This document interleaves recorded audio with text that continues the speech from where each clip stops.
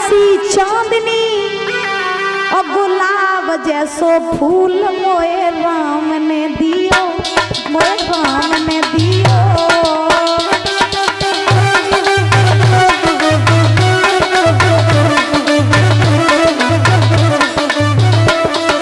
आज सुनीति अकेले ही नाच रही है, अकेले ही गा रही है, बारे प्रभु सुनीता, लेकिन बहुत देर बाद गुलाब जैसा फूल आज मेरे यहाँ आया है, अकेले ही गा रही है। और महलों में हजारों दास दासियां, अब के लोग सुरची को बधाई दे रहे हैं, इधर मैया अकेली गा रही है क्या?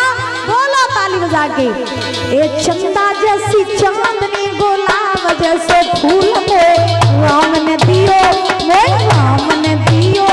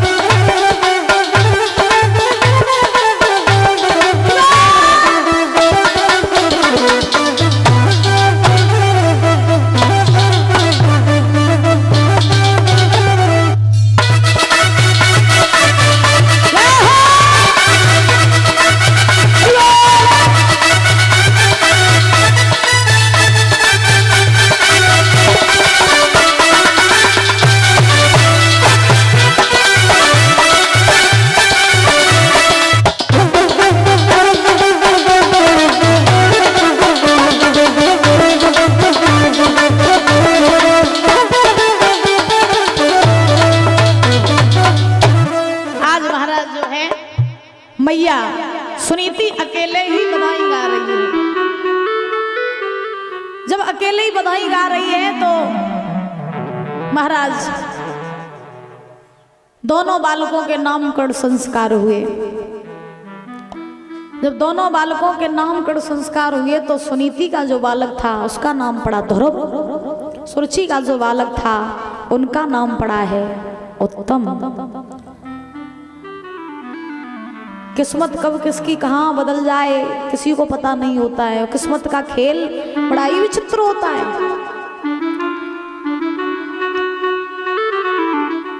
तो उत्तम और ध्रुव धीरे धीरे बड़े हुए। जब उत्तम और ध्रुव दोनों बड़े हुए तो एक पाठशाला में पढ़ने के लिए जाने लगे। उत्तम और ध्रुव में दोनों में घनिष्ठ मित्रता हो गई, और जब घनिष्ठ मित्रता हुई तो एक दिन उत्तम ने ध्रुव से कहा, भैया तू तो मुझे कभी अपने घर नहीं ले जाता है, ऐसा कल चल आज तुझे मैं अपने घर ले चलूं, अपने पिताजी से तुझे मिलवाऊं। तो ध्रुव महाराज बच्चे थे 5 वर्ष के। ध्रुव ने कहा ठीक है चलो भैया। उत्तानपाद महाराज उत्तानपाद के पास में लेकर के चले उत्तम ने ध्रुव का हाथ पकड़ लिया और महाराज ले जाने लगे ध्रुव जी को, और ले जाते उत्तानपाद की सभा में पहुंचा दिया ध्रुव जी को। अब जैसे ही उत्तानपाद की सभा लगी है, ध्रुव जी को जैसे ही उत्तानपाद ने देखा समझ गए ये मेरी बड़ी रानी का मेरा बड़ा लड़का है। तो उत्तानपाद से रहा नहीं गया, महाराज गद्दी से नीचे उतर के आए, अपने पति को महाराज अपने बच्चे को आज अपनी गोद में सिंहासन पर बैठा लिया और अपने पुत्र ध्रुव को लाड़ लड़ाने लगे हैं आज उत्तानपाद महाराज। उत्तम जमीन पर खड़ा, ध्रुव महाराज की गोद में बैठा। उसी सभा में बैठा रहा एक चुगलखोर। कौन बैठा रहे? चुगलखोर। चुगलखोर मतलब चुगला। चुगलखोरों का काम क्या होता है परीक्षित जी बताइए? चुगलखोरों का काम क्या होता है? चुगली करना, इधर की उधर करना। आपके लिखड़ी में तो कोई इधर की उधर नहीं करता है, ये माताएं जरूर करती होंगी। मैया पीछे वाली बोला मेरी माँ किसी की चुगली तो नहीं करती हो? पक्की बात? अम्मा कसम कोई किसी की चुगली नहीं करती हो? करती हो, पता है मुझे। तुम्हारे पेट में कोई बात पच नहीं सकती है। हाँ, अगर घर में ज्यादा गंभीर समस्या हो जाए, घर में ज्यादा गंभीर समस्या हो जाए तो ये माताएं अपने पड़ोसन से कहती जाकर के, बहन हम तुझे ऐसी बात बताएंगे, लेकिन तुझे मेरी कसम है तू किसी दूसरी से नहीं कहना। सुनो, हम बता रहे, तुझे मेरी कसम है तू किसी दूसरी से नहीं कहना, तो ही बताएंगे। तो पड़ोसन कहती हाँ बताना क्या बात है। तो वो महाराज सारी बात बता देती हैं और फिर एंड में कहती है बहन तो मेरी कसम है काऊ से कहिए मत। बोली ठीक, काऊ से ना कहे। तो फिर वे महाराज जाती दूसरी पड़ोसन से कहती, बोली बहन तुझे मेरी कसम है हम तुझे एक बात बताएं। बोली बताओ, लेकिन कसम तुझे मेरी है, किसी से कहना नहीं। हाँ ये बात कहीं चल ना जाए। अब महाराज कसम ही कसम में बात पूरे गांव में फैल जाती है, पूरे गांव में बात फैल जाती है। एक बार भाइयों के पेट में बात पच जाएगी, लेकिन महाराज इनके पेट में कोई बात नहीं बचे। हाँ ये जब तक बता नहीं देंगी दूसरे को तब तक महाराज ने चैन नहीं पड़ता है, खाई रोटी नहीं पचती है। सही बात है भैया, बोलो मेरी माँ। अब ये इसलिए नहीं बोलेंगे शास्त्री जी बुराई कर रही हैं। हाँ बोले वहां के बिहारी लाल की। तो आज उस सभा में बैठा रही चुगलखोर, तो उस चुगलखोर ने जाकर के सुरुचि से कहा कि हे रानी तुम यहाँ बैठ करके आराम कर रही हो, लेकिन तुम्हें नहीं मालूम है सभा बीच में तुम्हारी सौत का लड़का आया है, सौत का लड़का ध्रुव। अब वो महाराज की राजगद्दी पे बैठा और तुम्हारा जो लड़का है वो जमीन पे खड़ा, इसलिए जल्दी जाओ अपनी सौत के लड़के को वहां से भगा दो, और नहीं भगाओगी ना तो तुम्हारा सारा राजपाट वो तुम्हारी सौत का लड़का हड़प लेगा, फिर तुम्हें बाहर निकाल देगा। जाओ जाके उसे भगाओ। सुरुचि ने जो ये बात सुनी तो सुरुचि भाग खड़ी हुई, देखा कि वो ध्रुव जी जो हैं वो महाराज उत्तानपाद की गोद में बैठे हैं। तो सुरुचि ने जाकर के ध्रुव का हाथ पकड़ा, जमीन पर पटक दिया, एक तमाचा दिया। बोले दुष्ट नालायक, तेरी इतनी हिम्मत जो तू मेरे महाराज की गद्दी पे बैठा, भाग जा यहाँ से। अगर तुझे इस राजगद्दी पे बैठने का इतना ही शौक है तो तू मेरे गर्भ से जन्म लेता, मेरी सौत के गर्भ से जन्म लेके काहे को आया है? भाग जा, दोबारा दिखाई दे गया ना तेरे पैर तोड़ दे। अब ध्रुव जी महाराज बालक थे 5 वर्ष के, रोने लगे। अब रोते रोते पहुंचे अपनी मैया के पास। अब मैया के पास जैसे ही पहुंचे तो ध्रुव जी सिसकी भर के रो रहे। मां ने हृदय से लगा लिया, लाल कौन है तो रुलाऊ, किसकी इतनी हिम्मत हो गई जो तेरी आंखों में आंसू आ गए? एक बार मुझे बता तुझे किसने मारा? मैंने कभी तुझसे ऊंची आवाज में बात नहीं की, लेकिन आज तुझे किसने मारा? तू क्यों रो रहा है? मैंने कभी तेरी आंखों में आंसू नहीं देखे, आज तू रो रहा है, मुझे बता तुझे किसने मारा? ध्रुव बोले माँ मुझे मौसी ने मारा। किसने मारा? मौसी ने। क्यों मारा? बोले माँ मैं पिताजी की गोद में बैठ गया था तो मौसी ने मुझे वहां से धक्के मार के भगा दिया, मैं तमाचा भी मार दिया। माँ कष्ट मुझे इस बात का नहीं है कि मौसी ने मुझे मारा, कष्ट मुझे इस बात का है कि जब मौसी मुझे मार रही थी तब मेरा बाप चुपचाप बैठ के देख रहा था। माँ अगर वो मेरा बाप होता ना तो आज मौसी के हाथों से मुझे पिटने नहीं देता। तो मुझे तू बता कि मेरा असली बाप कौन है? सुनीति मुस्कुराई। सुनीति ने मुस्कुरा करके ध्रुव जी से कहा बेटा तू जानना चाहता ना तेरा असली बाप कौन है? बोले हाँ मैया मैं जानना चाहता हूँ मेरा असली बाप कौन है। तो सुनीति ने कहा सुन, अगर तू जानना चाहता है कि तेरा असली बाप कौन है तो हम तुझे बता रहे हैं जो दुनिया के बापों का बाप है, जो तेरे भी बाप का बाप है, वो सिर्फ एक ही बाप है, परमपिता परमात्मा। भैया सबका बाप याद रखना, दुनिया के बाप सब नकली है, इनके चक्कर में ना पड़ो, असली बाप को ढूंढो। जिस प्रकार से भूख मिटाने के लिए भोजन किया जाता है उसी प्रकार से जिंदगी जीने के लिए ये रिश्ते एक तरीके से साधन है। बड़े ध्यान से सुनना मैया, भूख लगती है तो भोजन खाया जाता है, ऐसे ही जिंदगी जीने के साधन है ये रिश्ते नाते। कि ये हमारा बाप है, ये हमारी माँ है, ये हमारी पत्नी है, ये हमारी पुत्री है, ये सिर्फ महाराज तभी तक है जब तक हम जिंदा हैं। और जिस दिन हम मर गए ना, उस दिन हमें असली बाप के पास जाना पड़ता है, नकली बापों को छोड़ के। भाई हमारा बाप है। अब ध्रुव जी ने महाराज मैया से पूछा, माँ ये बताइए असली बाप मिलेगो कहाँ, ये असली बाप मिलेगा कहाँ? तो सुनीति ने कहा, बेटा वो असली बाप तुझे तब मिलेगा जब तू संसार को छोड़ेगा, मुझे छोड़ेगा और इस घर परिवार को छोड़ेगा और वन में जाकर के तू तप करेगा, तब तुझे वो परम पिता परमात्मा मिलेगा। तप करना पड़ेगा। 5 वर्ष के ध्रुव जी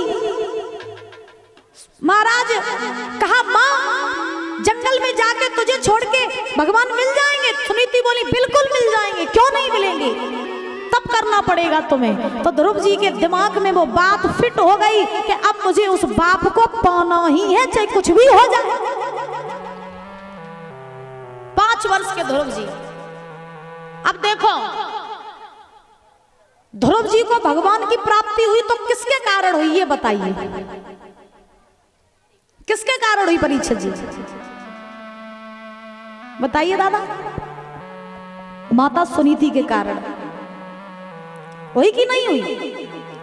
अगर मैया सुनीति ध्रुव जी को भगवान का मार्ग न बताती और मैया सुनीति अपने पुत्र को असली बाप का परिचय न कराती, तो शायद है कि यहाँ बैठ करके हम आपको कथा ध्रुव जी की न सुना रही होती।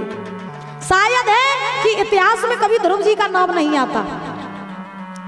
ध्रुव जी को भगवान की प्राप्ति हुई तो किसके कारण हुई? उनकी मां सुनीति के कारण। और ये कथा, ये प्रसंग हमें ये सिखाता है कि दुनिया की हर मां का ये फर्ज है कि अपने पुत्र को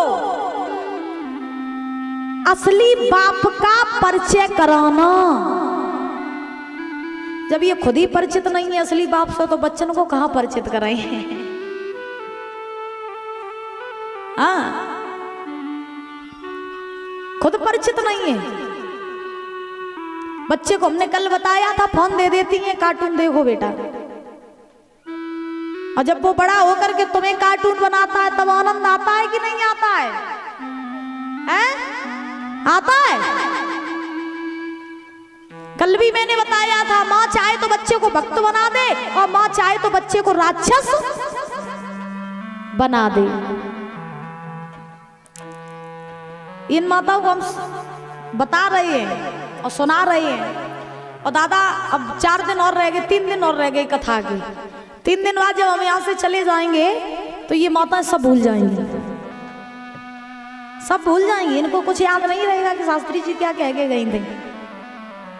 और अगर आजकल बात मान नहीं लगे तो महाराज आज का कलयुग सतयुग ना बन जाए। बोली राधा रानी सरकार की।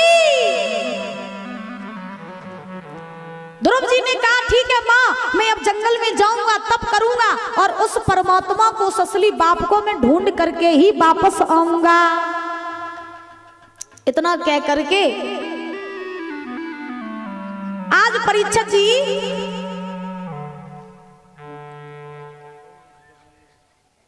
ध्रुव जी चले, वैराग को धारण किया, कानों में कुंडल पहने, पीला पीतांबर डाला और ध्रुव जी 5 वर्ष की अवस्था में महाराज जंगल के लिए चले। एक बात आपको बताएं, 5 वर्ष की अवस्था जो होती है बालक की, वो महाराज कोरे कागज की तरह होती है।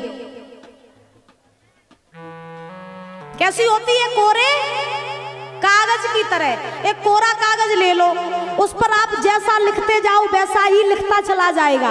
वैसे ही 5 वर्ष के बालक की अवस्था होती है। 5 वर्ष के बालक के भीतर आप जैसा ज्ञान देते चले जाओगे, आप जैसा उसको डालते चले जाओगे, वो बच्चा वैसा ही बनता चला जाएगा।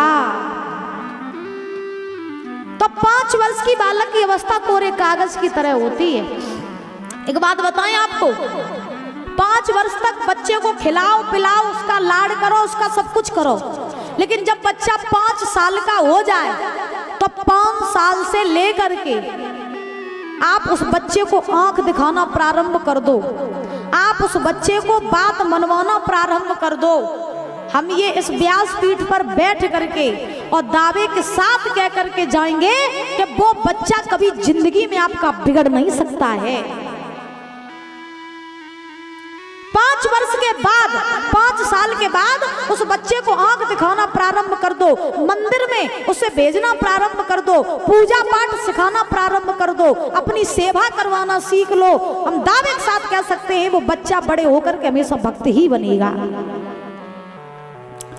और तुमने लाड़ प्यार में रखा कि बच्चा छोटा है, मार देंगे तो लग जाएगी, हाँ, तो फिर वो जब बड़ा हो जाएगा ना तो फिर बड़ा दुखदाई हो जाएगा। इसलिए बताना हमारा काम है, मानो तो मान लियो, न मानो तो मेरी वापस कर दियो।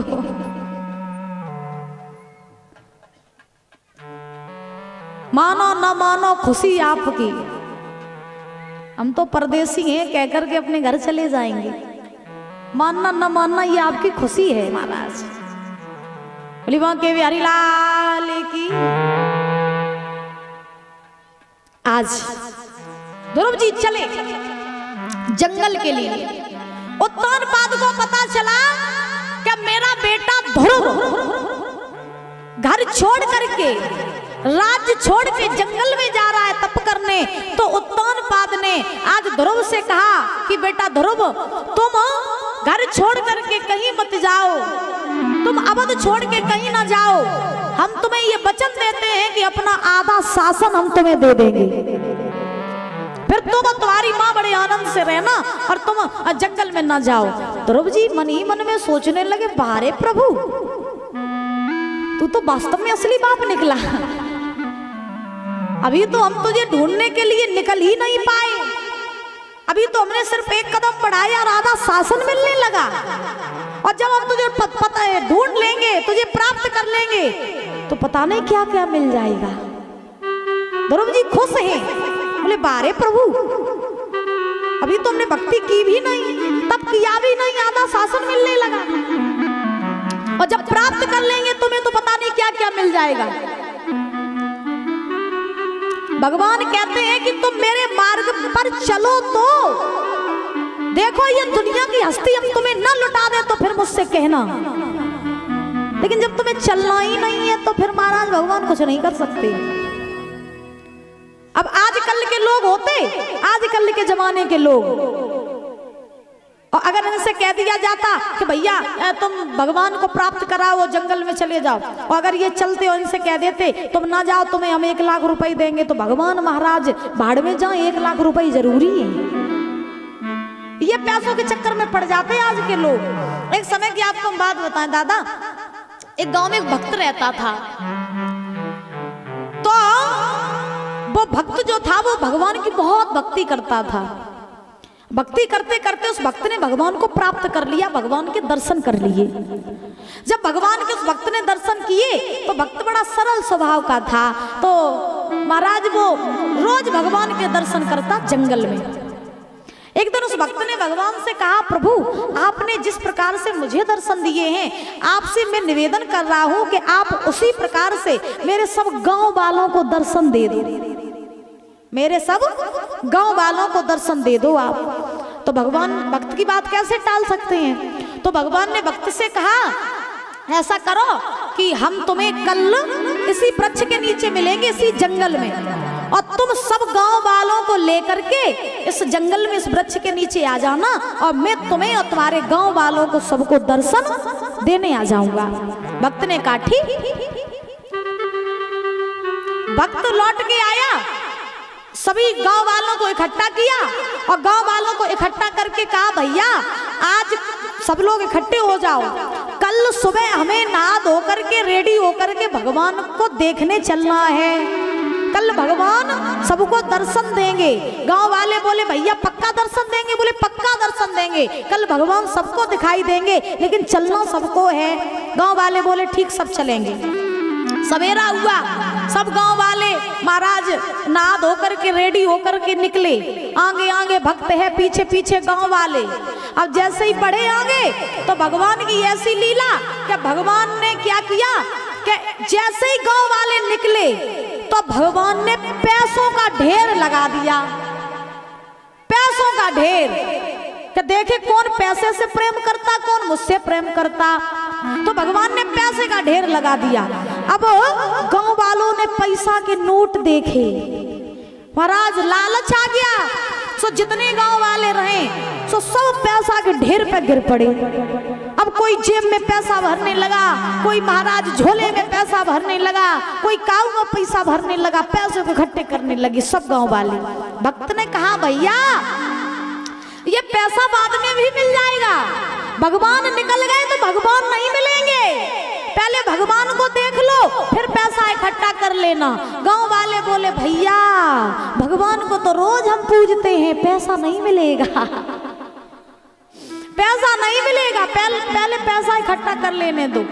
अब जो समझदार रहे आधे गांव वाले तो उन्होंने कहा भैया मुझे तो भगवान को ही पाना है, मुझे पैसा नहीं चाहिए, मुझे भगवान चाहिए। तो आधे तो पैसा के ढेर पे गिर पड़े, आधे जो समझदार रहे वो आगे निकल पड़े। अब आगे जो समझदार रहे वो निकले। भगवान ने कहा देखे ये कितने समझदार हैं, तो भगवान ने आगे जैसे ही चले तो सोने का ढेर लगा दिया, सोने चांदी का ढेर लगाया। अब जैसे ही सोने का ढेर लगाया तो जो समझदार रहे उनकी समझदारी महाराज निकल गई। उन्होंने सोना चांदी देखा तो सब सोने चांदी पे गिर पड़े, इकट्ठा करने लगे, सोना बटोरने लगे। कोई महाराज झोले में भर रहा, कोई बोरी में भर रहा, कोई काऊ में सोना भर रहा। अब भक्त ने कहा भैया सोना बाद में मिल जाएगा, अरे भगवान को देख लो चल के, ना भगवान निकल जाएंगे। समझदार रहे बोले भैया सोना चला गया तो नहीं मिलेगा, भगवान तो फिर मिल जाएंगे, फिर मिल जाएंगे, सोना बटोर लेने दे। अब दो चार रहे समझदार, बिन्ने कही भैया मुझे तो भगवान चाहिए, मुझे ये सोना नहीं चाहिए। तो समझदार जो रहे सो वो आगे बढ़े, आगे भक्त दो चार समझदार बचे आगे बढ़े। तो भगवान ने महाराज हीरे मोतियों का ढेर लगा दिया। अब जब दो चार रहे बेहीरा मोती बटोरन लगे, यानी पूरे गांव में से एक भी व्यक्ति भगवान के पास नहीं पहुंच पाया। फिर भक्त चुपचाप महाराज मुंह लटका करके भगवान के पास पहुंचा और कहा हे नाथ मैंने भक्तों को, मैंने गांव वालों को लाने की कोशिश तो बहुत की, लेकिन हे नाथ ये संसार जो है ये आपसे ज्यादा दौलत से प्रेम करता है। यही दुनिया की सच्चाई है। अगर हम आप लोगों से कहें कि भगवान वहां दर्शन देंगे तो आप लोग हमारे साथ चलने को रेडी तो हो जाओगे, लेकिन दूसरा अगर आपसे कहे कि भैया वहां पर वो एक राजा है वो पैसे बांट रही है, तो भगवान महाराज बाद की बात पैसा इकट्ठा करने ये लोग चले जाएंगे, क्योंकि यही दुनिया की सच्चाई है। बोली बांके बिहारी लाल की। आइए ताली बजा करके दोनों हाथ ऊपर करके बोलेंगे बड़े भाव से एक प्रभु नाम का संकीर्तन।